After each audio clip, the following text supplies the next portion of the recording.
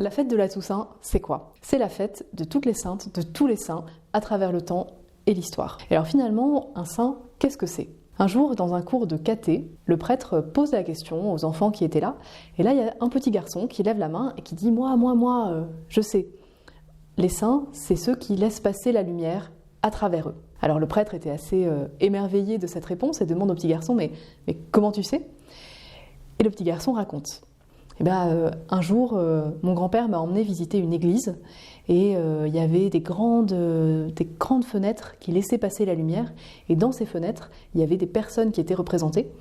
Et mon grand-père m'a dit, voilà, tu vois, ça, ce sont les saintes et les saints de Dieu. Voilà, je trouve que cette histoire, elle est très très belle et elle nous dit 3 bonnes nouvelles finalement pour nous aujourd'hui. La première bonne nouvelle, c'est que on n'a pas besoin d'être dans un vitrail ou dans la litanie des saints ou dans un bouquin pour être saint. Pas besoin d'être vitraillisé ou canonisé pour être saint. La sainteté, ça commence aujourd'hui. Deuxième bonne nouvelle, être saint, c'est pas devenir quelqu'un d'autre. C'est pas devenir une statue toute parfaite. C'est exactement comme dans les vitraux. Quand la lumière passe, elle se teinte des couleurs particulières des vitraux. Pour la sainteté, c'est pareil. Dieu, il se révèle à travers notre personnalité, à travers vraiment qui nous sommes, nos couleurs, nos traits de caractère.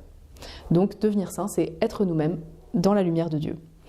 Troisième bonne nouvelle, si tu ne sais pas par où commencer pour marcher dans la sainteté, vers la sainteté, il y a un texte de référence qui est les béatitudes.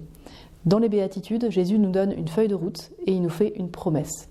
Vous savez, heureux les doux, heureux les pauvres de cœur, heureux les humbles, etc. Il y en a beaucoup.